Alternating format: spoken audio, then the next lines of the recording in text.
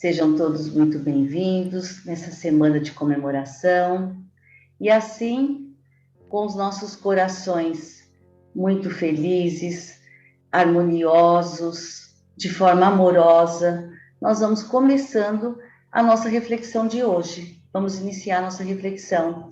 E o tema hoje é a força do perdão, libertação das mágoas e das culpas. E quando nós pensamos em perdão, logo vem o perdão como um sinônimo de virtude. Ele está associado à elevação da pessoa a nível virtuoso. E é muito falado dentro da doutrina espírita. A maior parte dos expositores sempre dá um toque e falam um pouquinho do perdão. Porém, hoje eu vou procurar trazer o perdão com um enfoque diferente.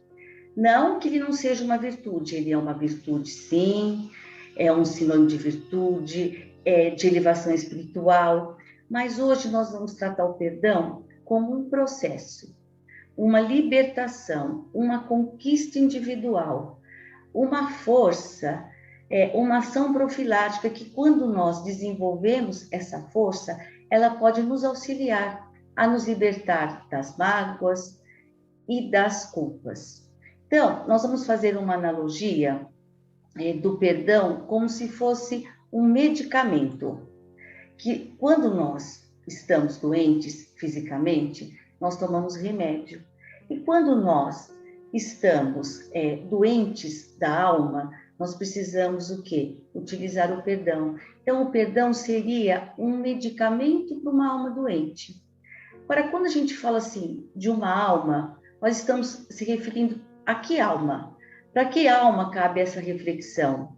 Para todos nós. Todos nós precisamos desse medicamento. Todos nós, mesmo que não reconhecemos, nós temos algum ponto, alguma coisa que nos indica uma alma enfermiça.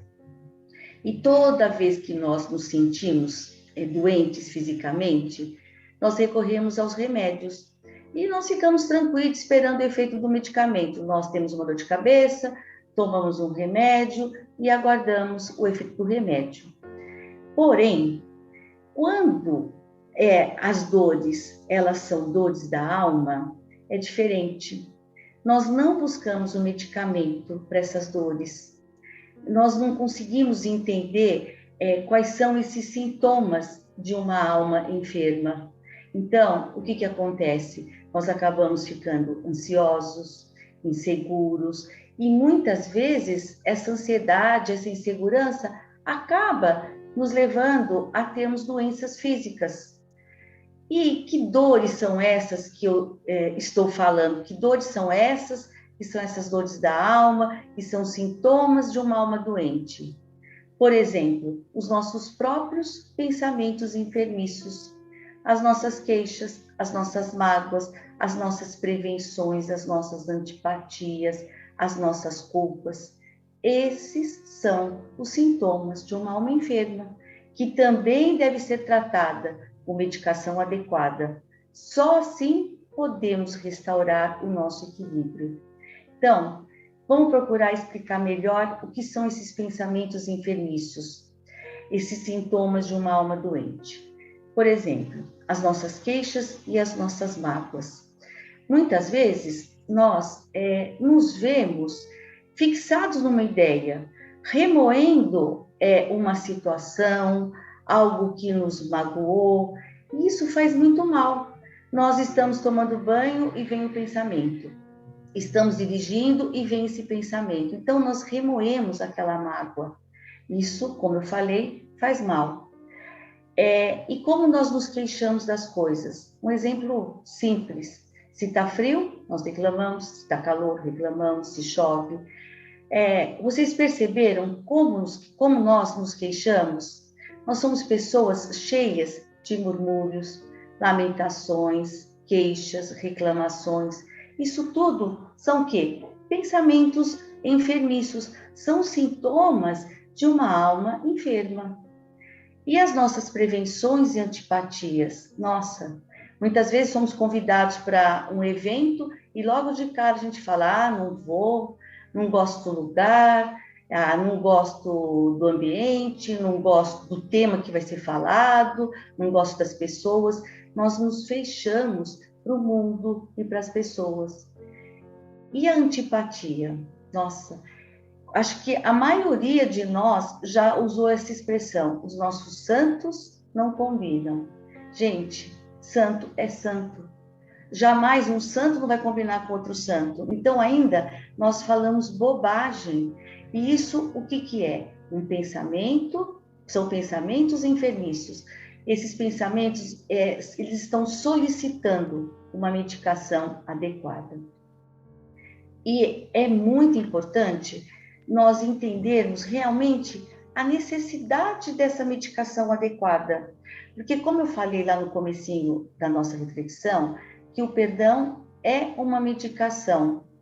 Porém, nós vamos, no decorrer das nossas reflexões de agora, entender que o perdão é um perdão elaborado e não simplesmente um perdão. Então, por isso que eu vou bater nessa tecla. Ele tem que ser elaborado para que ele se torne uma medicação adequada. Então, eu vou falar bastante sobre essa medicação adequada. Então, vamos lá. Quando nós temos uma doença física, nós procuramos um médico. E o médico, para ele poder receitar a medicação, ele precisa fazer um diagnóstico. Então, o que que acontece? Nós passamos por uma anamnésia. O que que é uma anamnésia? O médico ele vai fazendo perguntas, nós vamos respondendo as perguntas dele e ele vai construindo uma linha de diagnóstico correto e a partir desse diagnóstico ele vai nos dar a medicação adequada. E o mesmo acontece com os nossos sentimentos enfermiços. Nós também necessitamos de uma adequada medicação, porque estamos com as nossas almas enfermas. Então, o que que nós precisamos? Fazer também uma anamnésia, mas essa anamnésia deve ser feita por nós mesmos, na estrutura das nossas consciências, observando a nós mesmos, e para isso nós precisamos buscar essa consciência mais profunda, mergulhar realmente nos porões das nossas almas. Por quê? Para nós enxergarmos essa real situação nossa, é como se nós tivéssemos, vou fazer uma analogia de uma ilha, nós só enxergamos a ilha quando nós estamos fora da ilha. E é a mesma coisa que acontece conosco. Nós precisamos fazer esse mergulho dentro de nós, observar as nossas reais intenções. Estudar, quando a gente fala estudar, não é só estudar conteúdos intelectuais, mas nos estudar nós mesmos, ter esse tempo para nós. E por meio dessa conscientização, desse estudo, nós vamos buscando, encontrando o conhecimento e as verdadeiras causas das nossas ações. Por exemplo, por que que eu falei aquilo? Eu fui movido pela vaidade? Pelo orgulho? Subestimei a opinião do outro. Por que que eu subestimei? Inveja? Enfim, nós vamos construindo uma linha de entendimento e tendo a dimensão das nossas imperfeições. E assim nós vamos trabalhando o autoconhecimento. O aperfeiçoamento, ele só é feito por meio da intimidade, ou seja, nós temos que ter essa intimidade conosco mesmo. Somente dessa maneira nós teremos um diagnóstico perfeito, com a compreensão das nossas dificuldades emocionais e assim, elaborando esses sentimentos, nós buscamos uma medicação adequada. Então, a nossa anamnésia. Quais são as perguntas que nós devemos fazer para nós mesmos? Exemplos. Quais são os verdadeiros sentimentos que trazemos? Como são as nossas reações diante das ocorrências do cotidiano? Nós ficamos irritados quando alguém corta no trânsito, quando nós somos cortados por alguém no trânsito? Por que temos essa reação de ira? Será que nós achamos que a rua é só para nós? Então, temos que buscar realmente essas respostas. Por que sofremos tanto diante de certas situações? Por que nos sentimos afetados diante de alguém? Então, nós temos que pensar o seguinte, que não importa o que sentimos por alguém, por aquela pessoa, mas nós temos que compreender o porquê sentimos. Por que nos sentimos afetados diante de alguém, diante de algum fato? Esses são os reais questionamentos que devem ser feitos. Esse é o caminho para essa anamnésia que eu comentei, a anamnésia de nós mesmos. E essa anamnésia correta é que nos trará a medicação, o perdão. Mas esse perdão, como eu falei, elaborado. O que é esse perdão elaborado? Não é simplesmente vou perdoar, eu sou espírita, eu faço a reforma íntima, então eu sei a necessidade de desenvolver virtude. Hoje eu vou acordar e vou perdoar todo mundo. A partir de hoje eu vou perdoar todo mundo. Não é isso. Perdoar verbalmente é questão de palavras. Mas aquele que perdoa, que elabora o perdão, ele realmente precisa mover e remoer pesados fardos dentro de si. Esse que é o perdão, esse que é essa elaboração que eu estou falando. E o perdão, por meio dessa elaboração, por meio desse autoconhecimento, esse sim restaura o equilíbrio e a saúde das nossas almas. Quando nós guardamos esses sentimentos enfermiços, que, como eu falei, alguns exemplos, as nossas queixas, as nossas mágoas, as nossas culpas, nossas antipatias, as nossas prevenções, nós estamos em desequilíbrio emocional em relação aos nossos sentimentos. Por isso que nós precisamos identificá-los para poder tomar a medicação adequada. E somente esse perdão, essa elaboração é que restaura o nosso equilíbrio. Aí nós vamos pensar assim, perdão não é esquecimento. Jamais, não significa apagar da memória, e sim guardar ou não guardar o ressentimento do fato. Porque se nós ficarmos com esse entendimento que o perdão é não guardar um fato que foi importante nas nossas vidas, nós estaremos com um problema seríssimo de memória. Isso é um problema físico, então não é por aí. O perdão não é esquecer o fato relevante, sim não trazer aquele ressentimento e aquela dor da época para o agora. E eu vou dar um exemplo bem simples. Por exemplo, na minha infância, eu caí de bicicleta porque um menino, amigo, jogou uma areia e o que aconteceu? Eu derrapei, quebrei um dente, tive que fazer uma cirurgia, fiquei banguela, não pude ir para a escola, enfim. Aí passa-se um tempo, eu encontro com esse amigo. E ele fala assim para mim, nossa, Fátima, puxa, quanto tempo, você lembra de mim? Eu vou falar, como não lembrar? Você lembra do meu dente?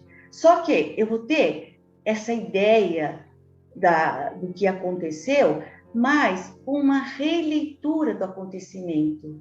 Eu vou compreender que, naquele momento, ele era uma criança, não sabia o que estava fazendo, enfim, eu não vou ter a vontade de devolver. Essa que é a ideia de perdoar. E o perdão é uma atitude de compreender o semelhante. Daí você vai falar assim, se vou falar para mim assim, esse fato do tombo da bicicleta é fácil perdoar. Eu quero ver você elaborar esse perdão quando alguém assassina um ente querido da sua família. Vamos pensar já numa coisa bem trágica. Aí você pensa assim, como elaborar esse perdão? Enfim, o perdão é compreender o semelhante, não significa concordar. Então, esse é um exemplo extremo, sim, mas nós temos que entender o seguinte, o assassino teve os motivos dele, não significam que estejam corretos, nada justifica você matar alguém, de jeito nenhum. Mas é você ter um olhar com as perspectivas do outro, ter uma empatia. É tarefa fácil? Muito difícil, muito difícil. Mas existem pessoas, que deve ser o caso dessas pessoas que praticam esses crimes, né? Com total desvalores, com total indiferença humana. Então, nós temos que olhar a perspectiva. Isso não é aceitar, não é concordar, mas é procurar não olhar aquela pessoa com os nossos conteúdos. É tentar entrar no contexto, compreender. É fácil, não é? Ainda mais no exemplo que eu dei, que é esse exemplo extremo, não é verdade? Enfim, nós devemos o quê? Ressignificar o acontecimento no campo do sentimento. E ressignificar não significa isentar a outra pessoa da sua responsabilidade. Jamais. Ela arcará com as consequências dos seus atos. Aquele que cometeu o delito se responsabilizará sempre pela ação, pelo delito, mas eu não vou guardar aquela mágoa. Na realidade, eu preciso desejar que aquela pessoa se transforme, se eduque, para não cometer os mesmos atos com os outros. Isso significa que o infrator, ele deve o quê? Ter um entendimento do que ele causou, reparar e buscar, não cometer mais. Então, aqui, eu vou exemplificar, por exemplo, essa pessoa que cometeu esse assassinato, ele deve ser preso. E o que é a prisão? O que é essa sentença? É justamente isso. Ela é dada, a base da sentença é exatamente essa. É para a pessoa sair da sociedade, ficar interno, tentando entender, pensar no ato, no delito que ele fez, tentar compreender a dor e sentir essa dor, porque a partir do momento que ele percebe o mal que ele fez, que ele tem essa consciência, ele sofre.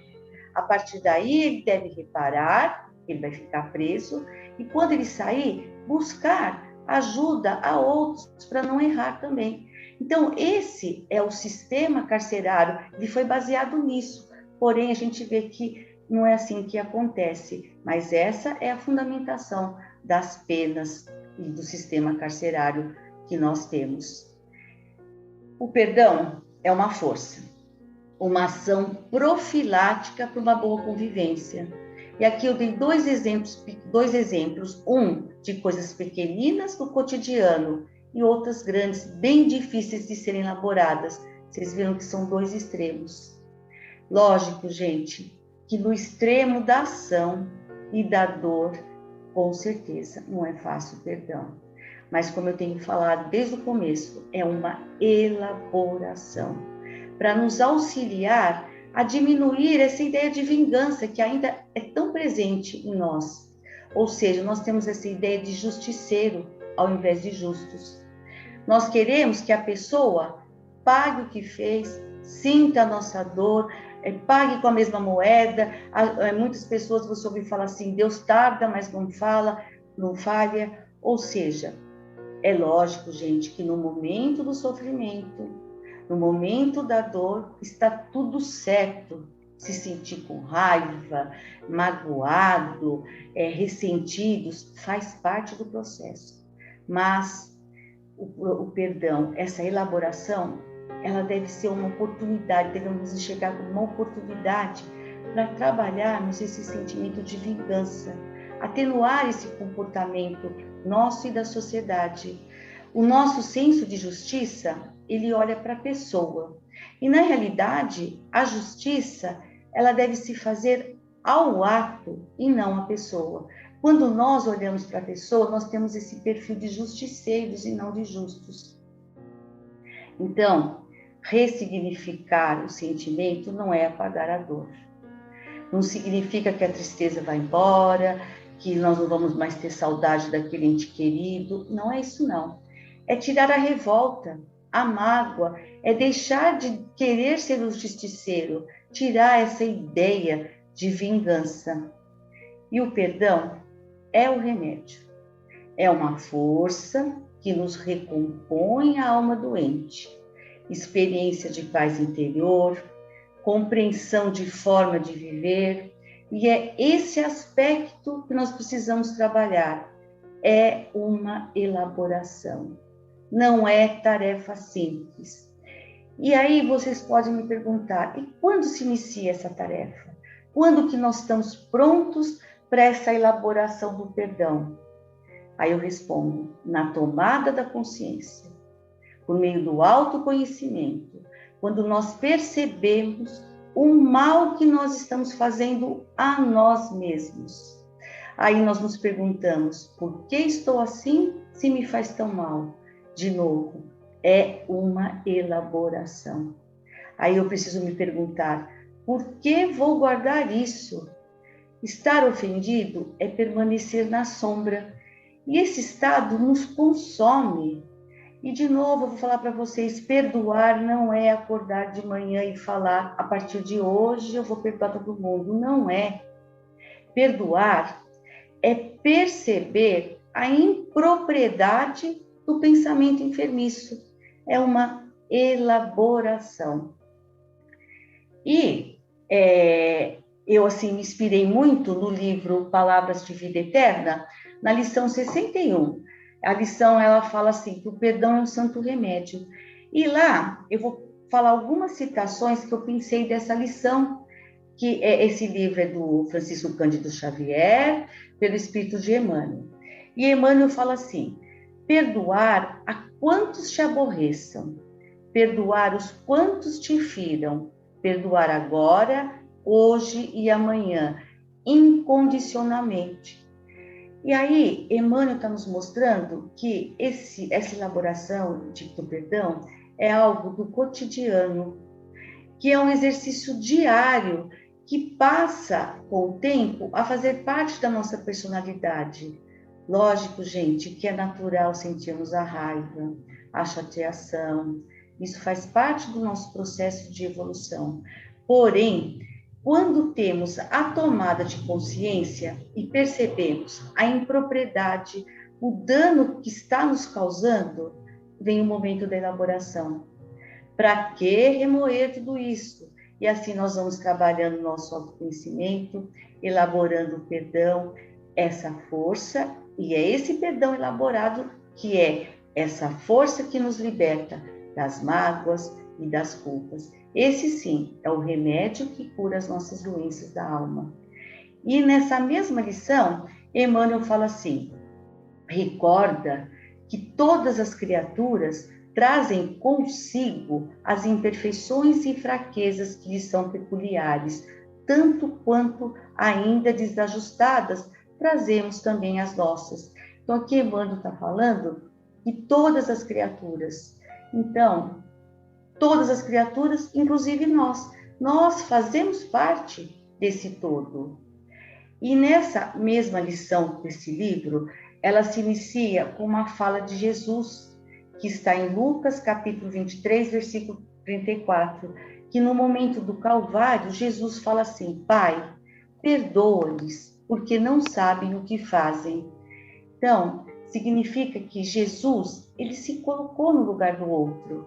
E realmente, aquelas pessoas não tinham a mínima noção do que estavam fazendo. Enfim, para se iniciar essa elaboração do perdão, esse exercício, esse processo, ele deve começar, primeiramente, pelo autoconhecimento. Observar os nossos sentimentos, ter um olhar para dentro de nós mesmos, observando as nossas qualidades, os nossos defeitos, as nossas dificuldades, buscando entendê-las e buscando as raízes desses sentimentos. Nós temos que ter o entendimento que o perdão não é um remédio para o outro, e sim para nós, para aqueles que já despertaram e que estão buscando a elaboração do perdão em si mesmos. Vamos, então, nos colocar na situação das outras pessoas. Será que nós não faríamos a mesma coisa? Enfim, temos que trabalhar também o auto-perdão. Nós, muitas vezes, escutamos assim, eu não me perdoo. Como assim, gente? Se eu quero reparar, eu preciso começar me perdoando. Então, um exemplo bobo que eu vou falar aqui. Eu queimei o arroz. Aí eu vou ficar chorando, ficar lamentando, ou eu vou pegar, tirar aquele arroz, lavar a panela e fazer outro. Então é isso, é parar de chorar e partir para a reparação. Eu fiz, pronto. Vamos parar de chorar e reparar. Outras pessoas, elas optam pela indiferença, que também é uma postura de defesa.